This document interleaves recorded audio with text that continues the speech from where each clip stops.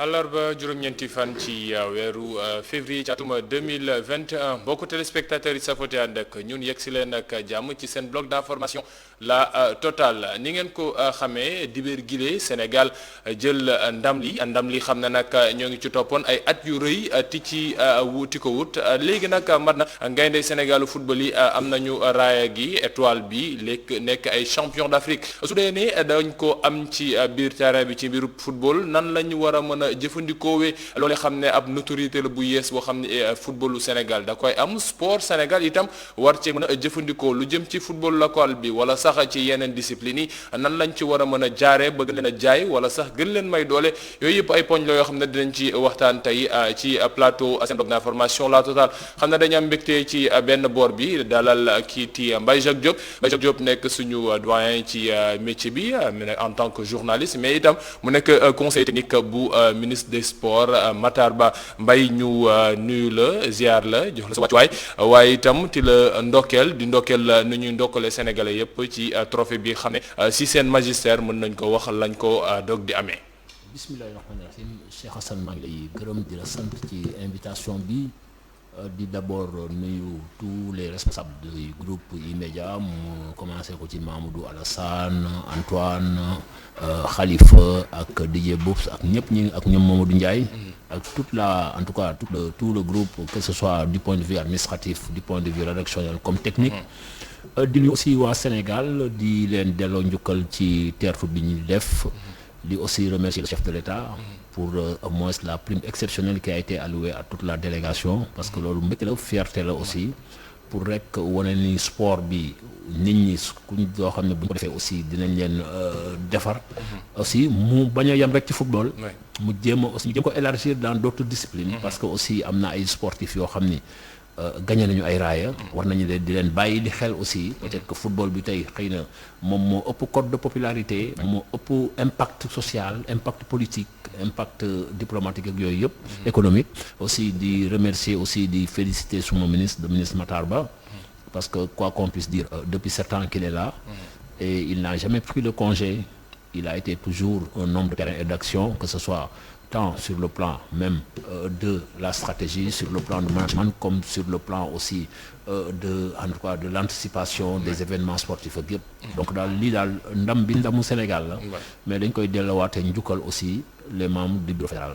ni nga ko waxee noonu la démb ba ñu leen njiital réew mi doon dalalaat ndax ñu fàttali ko rek ñaari yoon bi la yoon mooy mu leen di dalal ci ba ñu àndee trophée bi ak léegi bés ba ñu wàccee ca aéroport gis nañu liiti cortège bi xam ne amal nañ ko ndaw yi ngir ñu mën a wër Ndakaaru démb itam ñu dalalaat leen jox leen ñoom ñoo ñu équipe bi ak itam staff bi ñu àndoon officiel yi ku nekk ab prime 50 millions boole ko ak ñaari terrain benn ci Dakar ak benn bay nekk ca Diamniadio xam ne moom moo war a def cité de la Tanière waaye itam bokk ci ñenn ñi yëkkati leen commandeur au commandeur dans l'ordre national du Lion ak ñeneen ñi xam ne jox nañ leen def leen ay officier loolu yëpp nekk ci ay ndombal tànk yoo xam ne jox nañ ko ñiiti gaynde yi ginnaaw raaya googi alors Mbaye lan moo nekk lu décisif ci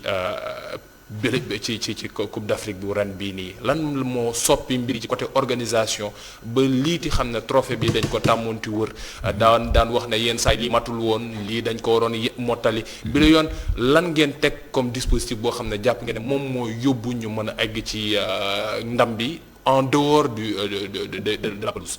xam nga moi je pense que d'abord il faudrait remarquer processus bu yàgg la boo xam ni tout a été décisif soo xoolee dans toutes les campagnes yi ñuy dem depuis 2017 les gens ont mis en place vraiment un dispositif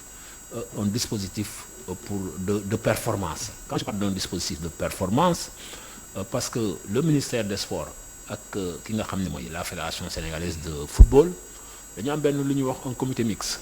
Le comité mixte il regroupe quelques agents du ministère des sports notamment le directeur de cabinet notamment le directeur de l'administration générale et de l'équipement le directeur de la compétition et personnellement moi ak quelques gens comme ceux qui sont à la DHC et aussi au niveau de la DAGE de regrouper aussi les fédéraux souvent le ministre Abdoulaye Sow moo ko daan diriger wala mu ànd ak Victor Ciss ànd ak le président Cheikh Seck ànd ak le président Amadou Kane ak le directeur technique Mayacine Mar dañu daan ñëw bu ñu ñëwee c'était au début une affaire d'épreuve de force.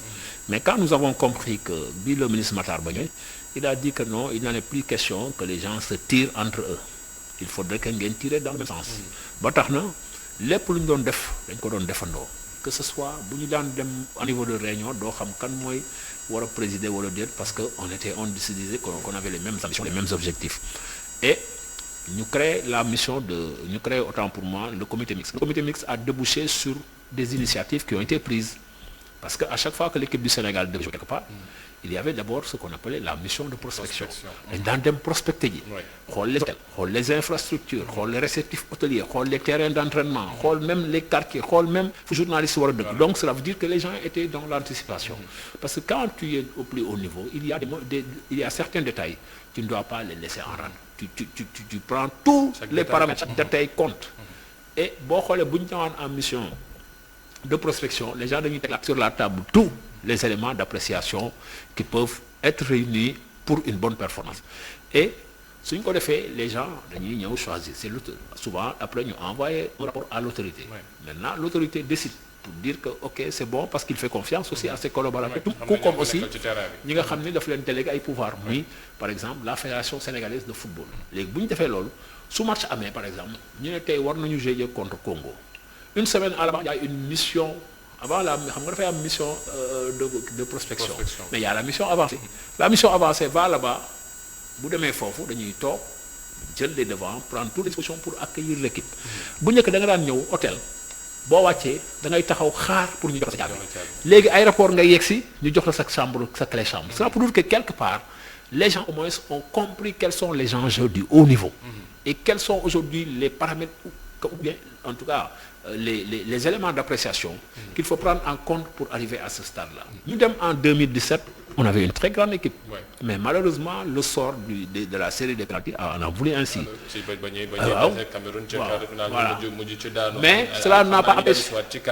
Parce qu'il est 18h40 dañuy waajal xibaaru marax yi xam naa léegi inchallah ñu dugal tuuti publicité laata ñu yegsi ci xibaaru marax ànd ak Serigne Modou Mbacké ñoo dellu soit ci kanam yeggale lii di seen bloc d'information la totale waxtaane lu jëm ci saakuru gaynde yi ban perspective la war a mën a am ci lépp lu jëm ci mbirum tàggat yaram fii ci biir Sénégal mbokk yi léegi tuuti publicité.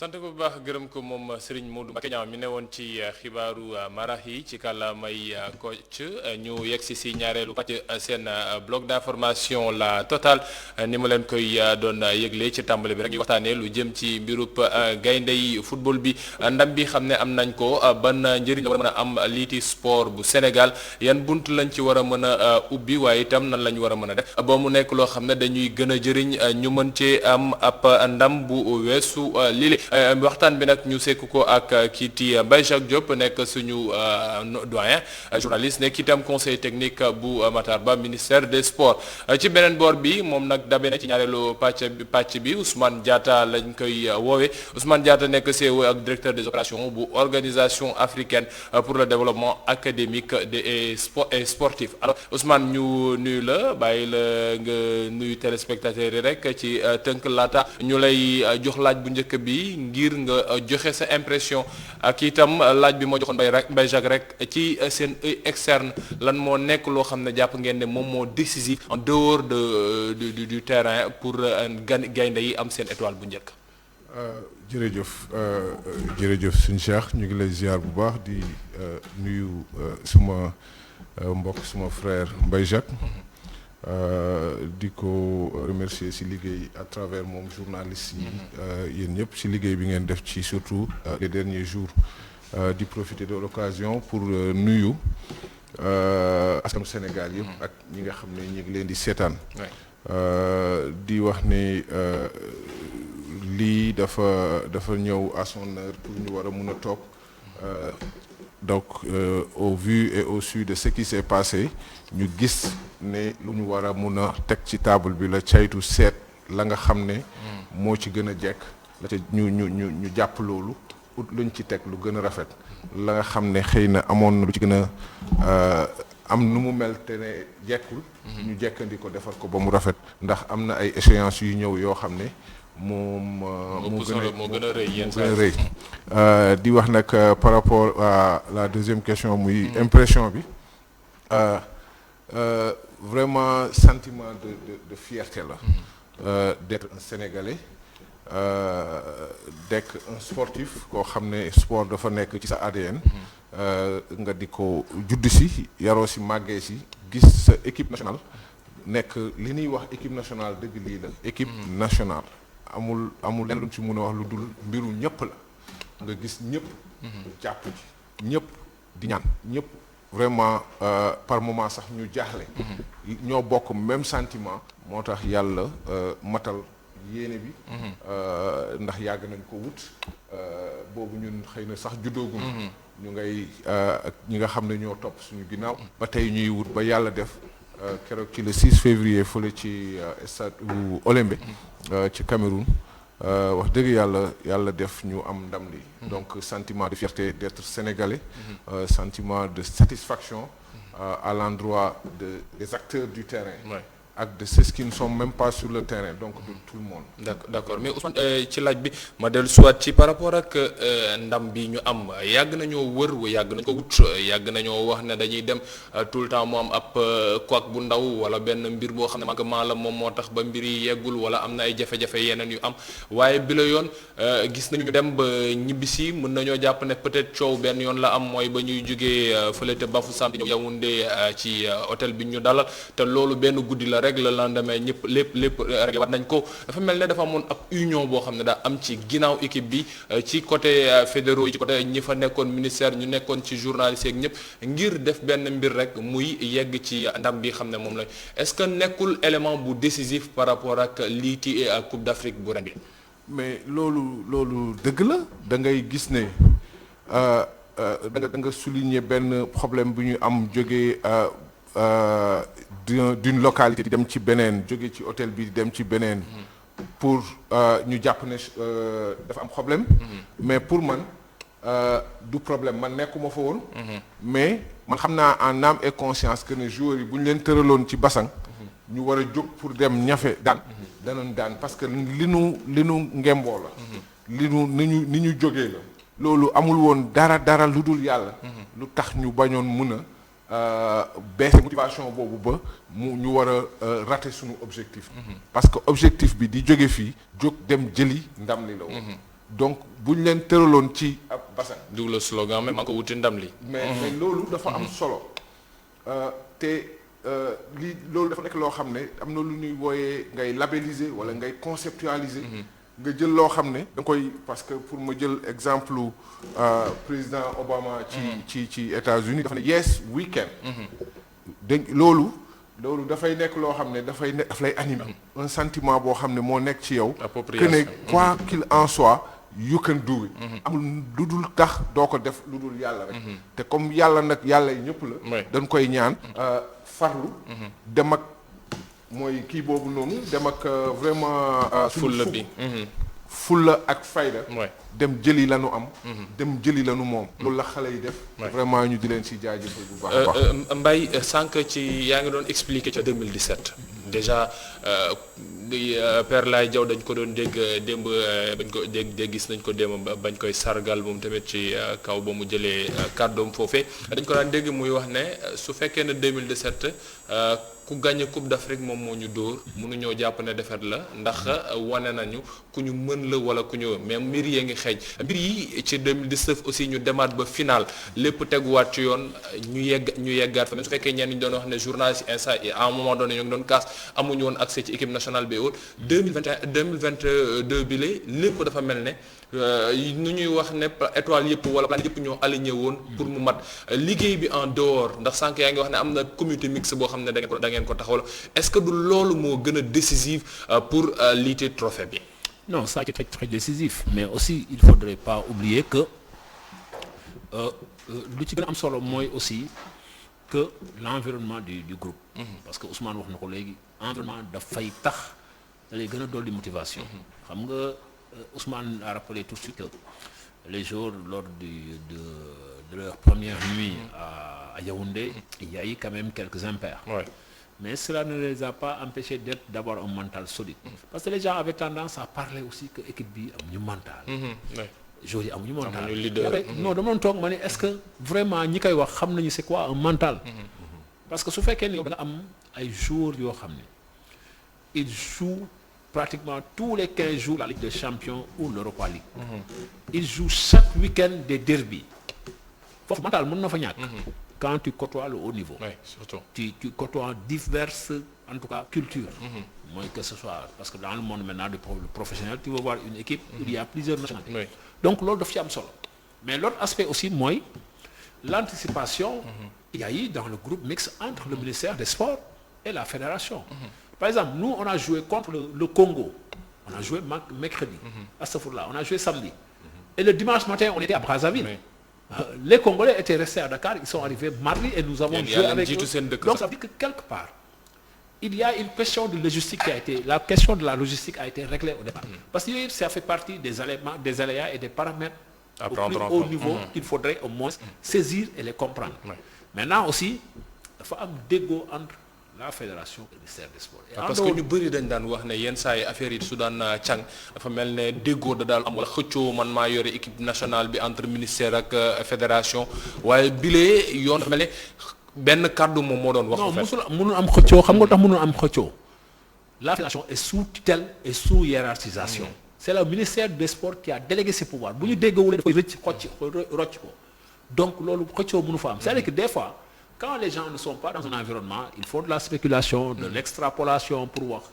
Mais moi, à ma connaissance, musul am histoire foofu musul am xëccoo parce que xëccoo mënul nekk parce que ñun ñëpp on tire dans le même sens. ñun ñoo bokk fi ñu jëm. C'est-à-dire que maintenant, il y a des choses yoo xam ni que des fois peut-être que doo leen ci d'accord ci kàddu parce que c'est l'autorité qui doit trancher. di ngeen ñëw en comité mixte ou bien en réunion. bu ngeen d'accord, mais c'est le ministre qui tranche. Et le ministre, depuis qu'il est là, il a eu quand même un style de manager qui a permis de fédérer toutes les concessions dynamiques sportives autour de lui.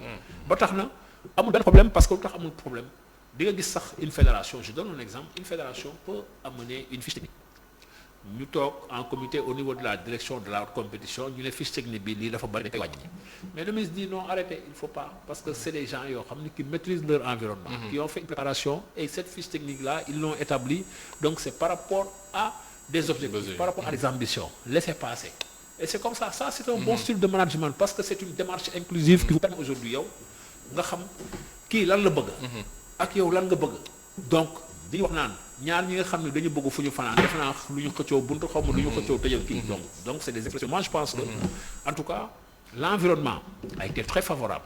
Mais est-ce que yomb na réellement parce que xam nañ ne bi la yoon dafa xawoon particulier li jëm ci Coupe d'Afrique bi Covid bi moo ngi fi woon moo taxoon déjà premièrement ni ñu njëkkoon buux ci mbir mi ci 2021 yóbbu ko 2022 ak ay mbiru infrastructure yeneen am mbir ñëwaat ci club yi nekk ca biir nga doon wax ne non du ñu bàyyi seen ay joueurs ay coow am ba préparation bi joueurs yi waroon am sax Rwanda mujj ñu ko am directement la ñu ñëw Dakar jóge fii dem Cameroun à Bafoussam loolu est-ce que amul ay chamboulement wala lépp ajustement amoon na ci ba jaxasoo du ci am.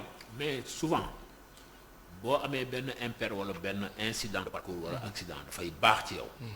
parce que nous on devait aller se préparer à Kigali.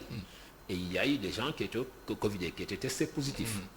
et soo xoolee loolu quelque part dafa baax ci Sénégal.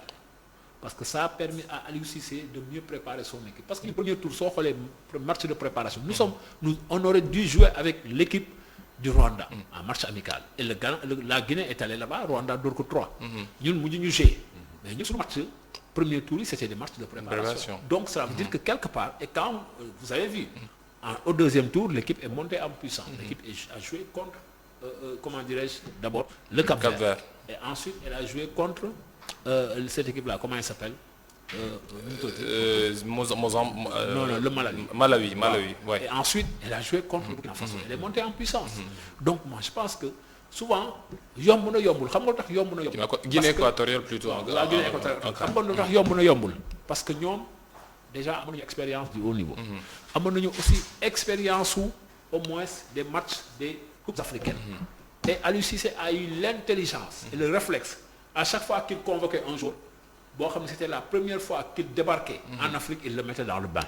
Et ça aussi, ça a permis aux joueurs de voir exactement aujourd'hui quel est aujourd'hui l'impact, quel est aussi l'engouement, mais quelle est la densité du football africain. ñu Et mën ça ko aussi, ça a été comprendre bu baax bénéfique. ndax loolu da ci Parce que l'autre élément, bon, c'est un processus comme je vous l'ai dit, parce qu'Aliou Cissé est dans l'équipe nationale depuis 2012 avec les Jeux Olympiques. Sadio Mané a joué les Jeux Olympiques. ñoom Patrice Soiré, ñoom Saliou non, Ciss, dans l'équipe nationale, il y a Gana, il y a Kalidou, il y a Saliou Ciss, il y a Sadio. Donc, ça pratiquement sur chaque ligne. Donc, ça, c'est une ossature qui vous permet, vous, d'avoir au moins de bons leviers sur lesquels vous pouvez compter. Ouais. Et ils ont joué des Jeux Olympiques, ils ont joué aussi la Coupe du Monde. Les gens, ils font tel rôle. Ouais. Donc, c'est des expériences qui ont été emmagasinées. Et maintenant, nous, mais peut-être aujourd'hui, nous avons une expérience, la preuve. À l'époque, le Sénégal dominait les matchs.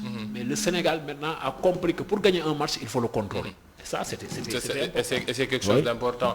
Ousmane, am nañu étoile bi le 22 bii ni incha allah ñu war a ubbi suñu stade bu bees muy stade Diamniadio. ci wet gi ñu am fa Dakar Arena. ñu am itam ab arène nationale bu nekk file am ay ndaw yoo xam ne ñoo ngi wane seen bopp ci tatami ak feneen fu mu mënti doon.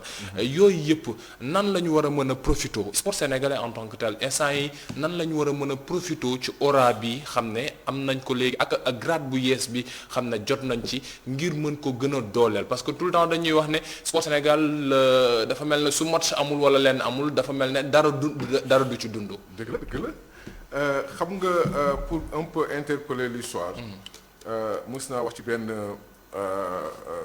organe de presse que ne infrastructure dañ ci war a boobu je faisais référence au stadium Marius Ndiaye bon absolument et puis basketteur là dañ doon préparer une grande fête du basket ñu war ko def à Marius Ndiaye man ma juddu fekk fi Marius Ndiaye basket fi man sama ay triplé samay doom ñëw di fi basket amul beneen stade boo xam ne bi vraiment ñu dem ba ñu ne Marius Ndiaye dañ ko catalogué tegee ko nële moom bokkatul ci fu ñu war a jouer compétition africaine dañuy toog di basket dañ daan basket muy seen yaa ngi gis président de la République ñëw avec une politique sportive ñëw commencé wañu boo gis nag ci benn lay doole ba tey ñu am Dakar Arena loolu lu important la bu ñu fa njëkkee jouer Coupe d'Afrique dangay xam ne parce que ñun on a été dans les grands stades. jigéen ñi bañ fay jouer rek on a vu le Sénégal sortir pour ñëw ànd ak ñoom déjà. mais dafa am solo. dafa am solo maa ngi dégg intervention wu Lions yi ku ci mel ni ñoom Assou Ndiaye ak ñoom yeneen Lions yi anciens yi. di féliciter. liggéey bi ñuy def parce que ñoom jaar na ci démb. xëy na aura bi demee wut noonu. mais li football am comme li ñu wax football c'est de la magie. yàlla moo def nit ñi bëgg ko. mu nekk loo xam ne c'est un phénomène mondial. mais basket def na fi yeneen discipline sportive yi def nañu indil raaya. yàgg nañu am trophée moom. waaw loolu moom am na. mais donc pour revenir au sujet d'infrastructure. dañu nekk ci benn dynamique. et je crois que président de la République teggiwul tànkam ci loolu. donc stade bu bees bi nga xam ne mooy stade du Sénégal bi ñu ñëw inauguré le 22. dina yóbbu encore dafay accompagner les résultats yi ñu amagum. tu vois parce que y a des échéances encore beaucoup plus grandes beaucoup plus avec enjeux yoo xam ne ay enjeux yu yéeme yoo xam ne il faut que ñun ñu parce que loolu tamit daf ñuy sigil ñun dem nañu côtoyer les stades européens les stades américains dem naa man toog ay stades américain nga gis vraiment nga xam ne lii boo fi duggee sax bu dee aayuloo sax di nga def tuuti góorgóorlu pour mun a def dara donc vraiment infrastructure yi war nañ ko gën a mën a yaatal ba pare dem yóbbu aussi des infrastructures secondaires au niveau de la base pour mën a gën a impulser une dynamique de recherche des plus jeunes pour les préparer à des rendez-vous futurs yoo xam ne dinañu permettre ñu am ay résultats yu mel nii wala yu ko gën parce que le sport c'est une industrie il faut que nit ñi ñu xam ko xam ne sport dafa nekk loo xam ne moom day développer dëkk. sport day développer dëkk doyen ma dellu si waat ba léegi rek ci mbirum trophée bi capitalisation bi pour mu ubbi ay perspectives ci lépp loo xam ne domaine sportif la fii ci biir réew mi. parce que ñoo ngi am stade Sénégal waaye ñu bëri nee nañ stade Sénégal nan lañ ko war a mën a gën a jëriñoo ba xam ne du nekk mbir moo xam ne équipe nationale football kese la ñuy wax ne stade bi day dem ba mu nar a nekk ne Léopold Sédar Senghor wala leneen nan la ñu war a mën a gën a jafandoo ci liiti suñu saakar bi bu 2022 bi pour mën a gën a may doole liiti infrastructure yi mais aussi yeneen domaine sportif yi nekk ci biir réew mi. waaw xam nga stade d'abord stade c'est de l'animation. Déjà stade bi les gens qui ont la gestion doivent pouvoir réfléchir comment animer un stade. Et moi je me rends compte qu'au Sénégal nit ñi dañu yaakaar ne stade animation bi mooy les activités sportives wala les activités culturelles ou religieuses wala yooyu. Mais aujourd'hui, on a de grands stades qui peuvent aujourd'hui accueillir. Je donne un exemple très banal. Nous sommes le samedi. Les week-ends, il n'y a pas de match. Aujourd'hui, il y a combien de concessionnaires de voitures à travers le Sénégal, ou bien à travers Dakar. Mais ces gens-là doivent pouvoir chaque week-end aller exposer là-bas. Au moins que, par exemple, Ousmane su bëggee jënd wala Cheikh soo bëggee jënd oto war nga mën a dem ba stade Diamniadio xool discuter avec les concessionnaires ñu jox la seen catalogue nga xool oto bi c'est comme ça. Maintenant. Mun nga par exemple un mercredi y a rien tu organises là-bas au moins une visite ou bien les week-ends tu peux organiser parce que le stade dafa am aussi à côté un centre d'accueil. Je prends l'exemple aujourd'hui par exemple nous avons un stade qu'est-ce qui empêcherait aux gars de construire là-bas un centre d'accueil pour dire maintenant chaque week-end ou bien chaque mois il y a un ministère par exemple je prends un exemple très banal je dis par exemple ce week-end-là ce sont au moins la famille du personnel de la présidence qui seront accueillis dans le stade. Et les gens font des visites guidées. Ces visites-là, la présidence subventionne. Parce que tu vas passer la journée là-bas ou bien le temps d'un week-end, les gens discuter, agnent, verre. Le prochain mois, on dit c'est le ministère des Finances. Donc, l'OLIOP, c'est de l'animation. Maintenant, l'autre aspect aussi qu'il faudrait tenir en compte pour aujourd'hui pouvoir impacter et capitaliser aujourd'hui. Par exemple, cette retombée-là, mais il faut réfléchir sur une académie nationale de sport. Ouais. Aujourd'hui, on peut mettre à Dakar une grande académie et mettre des pôles. Le pôle sud, le pôle nord, le pôle est et le pôle centre. ñu bëri noonu la loolu lañ leen xaw a mere. parce que en France ndax démb nee nañu ñu bëri nañu président d'accord li mu jox gone yi nekk na lu neex. waaye dañ doon xaar peut-être mu wax ne dañu wut benn centre bu mag boo xam ne. dañ koy ubbi. pour wax ne à la Clairefontaine wala leneen. pour mën a am foo xam ne dañuy wax ne fii détection la fii gaynde suñ ñëwee duñ nekk ci ay hôtel ak mais am na seen bërëb bu ñuy nekk. xam nga ça le président a été très clair. Le président, il donne des orientations stratégiques par rapport à la vision politique. Et c'est au niveau du ministère des Sports que cette vision-là doit être traduite. Mais maintenant... Au niveau rationnel, voilà, donc ce sont les cadres du ministère des Sports qui doivent réfléchir pour voir aujourd'hui avec, par exemple, les fédérations. Par exemple, si on dit, par exemple, au niveau de la région sud, on met là-bas un pôle. Le pôle, parce que nous avons vu que au niveau de cette équipe nationale-là, aujourd'hui, à l'époque, on avait tendance à dire que Saint-Louis était le grenier du football sénégalais. Mais il y a 8 joueurs qui sont originaires de la région sud. Mais tu mets là-bas un pôle, il y aura un pôle football et un pôle sport de combat, parce qu'ils ont toujours dominé sur les sports de combat. Vous allez au nord, vous dites que je mets là-bas en place du football, du basket et de l'athlétisme. Vous allez au centre, vous voyez, vous disiez que Mamadou Ali Ndiaye, il a été champion du monde du karaté. Donc c'est comme ça qu'il faut réfléchir. Et vous allez par exemple vers l'est, entre Tamba et Ki, ça c'est des plateaux. Vous dites, je mets là-bas un pôle où la spécialisation sera les courses de fond. C'est comme ça qu'il faut développer, c'est comme ça qu'il faut réfléchir. Et en réfléchissant sur ça, maintenant, vous créez des perspectives pour tous les sports, parce que moi, je peux venir au début pour pratiquer le football ou bien le basket, mais automatiquement, mon technicien décide que j'ai des bonnes prédispositions pour le basket, pour le handball. C'est comme ça qu'il faut réfléchir. Parce que donc, dès le bas âge, je pense que l'État doit réfléchir en dehors de ça avec le ministère des Sports pour pouvoir créer une académie nationale de sport, mais aussi créer des pôles dans les différentes localités. Maintenant, l'autre aspect aussi pour capitaliser ça, il faudrait aussi qu'au sein de la fédération, que les gens revoient les contrats qu'ils ont signés avec les sponsors. Il y a des clauses dans les contrats. Parce que maintenant, l'équipe nationale a changé de statut. Il y a la valeur sportive et la valeur commerciale. Forcément, donc, les gens vont devoir, dans l'économie du sport, parce qu'il y a ce qu'on appelle le principe d'invariance, il y a les comptes satellites, il y a aussi l'effet superstar. Et aujourd'hui, on a l'effet superstar avec les Kalidou. Vous avez vu comment ils ont été accueillis dans le club avec le gardien de but qui est parti. Donc, c'est l'effet superstar que la fédération doit pouvoir au moins en profiter pour revoir les contrats. Et maintenant, ces contrats-là, donc nos joueurs seront de bons ambassadeurs, même pour développer le tourisme, pour développer l'artisanat, pour développer la culture, pour développer maintenant les autres secteurs de services et de production. C'est comme ça que nous faisons dans l'économie du sport, pour pouvoir développer aussi, c'est ça, pour capitaliser ce que l'équipe nationale aujourd'hui a gagné. Parce que l'équipe nationale, ce qu'il a gagné, ça doit pouvoir tirer les autres disciplines sportives. Maintenant, tout ça, c'est de la réflexion que les gens doivent mener. Ousmane ci loolu nan la ci yéen ñi xam ne da ngeen yore organisation ki ay yeneen association nar a taxawee parce que itam yenn saa yi dañuy wax ne mbir mi dafa mel ne dañoo bàyyi lépp nguur gi muy dem ñi xam ne ay organisation wala ay privé la ñu duñ leen ci gis en tant que tel pour ñu andi seen apport wala ñu joxe seen xalaat par rapport ak ni ñu war a mën a joxe ay orientation yu yees pour mën a jëmale li sport sénégalais ci kanam au-delà des critiques et autres yenn orientation leen yéen du ci mel ne yéen waa OHADAS nar a am.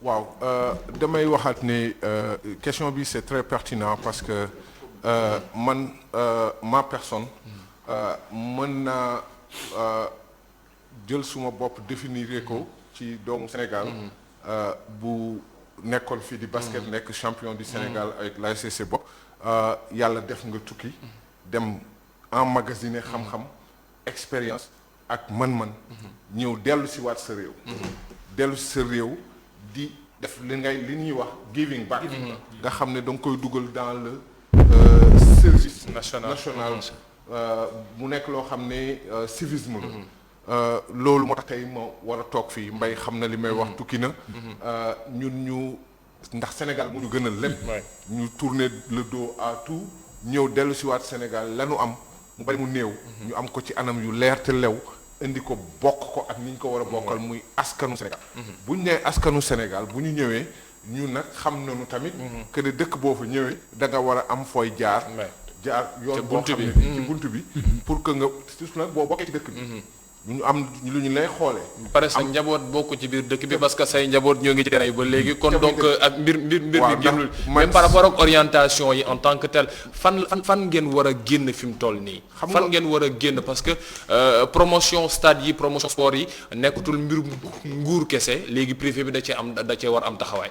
waaw xam nga li ñuy wax développement communautaire community development dafa ñun dañu talal loxo administration centrale dañ daan organiser ay événements de masse ñu jël effet de masse boobu pour mun ci traduire benn message d'État c'est tellement important ñu ciy def les sens yi nga xam ne moom moo nekk ci biir parce que la pratique sportive elle est là mais l'état d'esprit sportif est encore là mu nekk xale yi ñu gëm comme ni nga gisee xale yi nu ñu gëmee seen bopp gëm seen te loolu ñun dañuy nekk ay structures yoo xam ne dañuy nekk des structures relais di mën a teg ay plateformes yoo xam ne si la lu mel ni administration centrale di jaarale les messages de solidarité de gëm sa bopp de gëm sa réew ba war a mun a ñëw indi ay résultats yu mel nii bay wax tey jii ne tey coupe du monde bu ñu fa demoon ak état d'esprit bi doo ragal kenn koo song da nga koy daan comme ni nga daanee ci coupe d'Afrique bi donc l'état xam nañu ko mais dañoo bëgg ñu di leen bu ñu leen tàllalee loxo ñu wuyu ñu xam ne ñun dañoo ñëw nekk ay structures yoo xam ne c'est des structures qui viennent en apport constituer une valeur ajoutée vraiment à la politique déjà instituée ou en tout cas instruite par l'État du Sénégal donc ñu ngi leen di tàllal loxo toujours et que ça a toujours été le cas par moment nag day am ay difficultés doo am accès sax si mais organisation yi ñu ngi fii on peut se retrouver autour de plateforme yoo xam ne dinañu coucher loo xam ne buñ ko proposer l'État mu nangu ko ñu ànd si dana gën a développer dana gën a indi vraiment ay aspects yu positifs pour sport bi ci kanam Mbaye waaye pour terminer en 30 secondes rek s'il te plaît pour un peu corroborer ce que vient de Ousmane c'est important parce que il y a aujourd'hui le partenariat public-privé te sport amul benn yoon bu mu am partenariat public-privé tey rek maa ngi doon waxtaan ak benn waay boo xam ne il vient du Maroc j'avais un rendez-vous avec lui il s'appelle Jonathan Aroche aujourd'hui il a initié ce qu'on appelle initiative nation sportive Et aujourd'hui, il a installé à Casablanca et à Rabat 40 salles de sport. Et aussi des petits terrains de basket à 3. Parce que les baskets à 3, maintenant, ça fait des jeux. Donc, il faudrait que le sport aussi réfléchisse sur des projets pour aller vers ce qu'on appelle le PPP, le partenariat public-privé. Parce que dans d'autres secteurs, mais dans le secteur du sport. Le sport, non, le sport il y a plus de rentabilité parce que le sport, le sport de femmes un document national de stratégie économique et sociale bu gouvernement bi élaboré. Et document boobu dafay jël le sport comme produit, comme service. Comme le secteur de la santé, comme le secteur de l'artisanat, comme le secteur de la culture, comme le secteur du commerce. Donc, war nañu war a xalaataat lan mooy tey taxawaayu sport pour l'économie du sport ci koom-koom bi. sant ko baax gërëm ko bay pour terminer coupe bi fi mu toll ni fan la nekk pour sénégalais yi parce que sur les réseaux sociaux de plus en plus nit yi ñoo ngi laaj fan la ñu bëgg mën a dem pour dem visiter ko laataa ñu ko yóbbu musée bi suñu inauguré ba. waaw xam nga tey coupe bi c'est une coupe de la nation.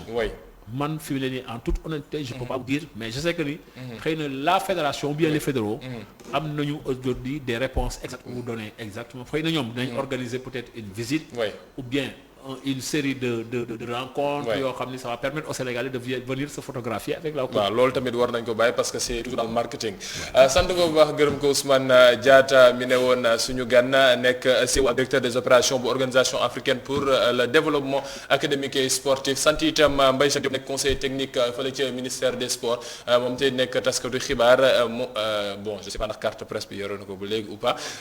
un journaliste pour reste un journaliste. On le reste à 20h30 Inch'Allah entretien exclusif waa Immédiat décroché ko Babacar Ndaw Faye ak Keita Seykou Seydi ñu war a waxtaan ak kii Alioune Cissé coach bu équipe nationale bu Sénégal mu revenir ci parcours Coupe d'Afrique bi leen nan la ko dundee waaye itam ci yeneen poñ yu xam ne am na solo 20h30 la Inch'Allah bu leen ko raté 20h30 su jeexee Inch'Allah di ngeen ko fekk itam ci suñu plateforme digitale yëpp muy ci Facebook YouTube wala sax ci yeneen plateforme yi jërë ngeen jëf jox leen dig daje ëllëg Inch'Allah merci beaucoup.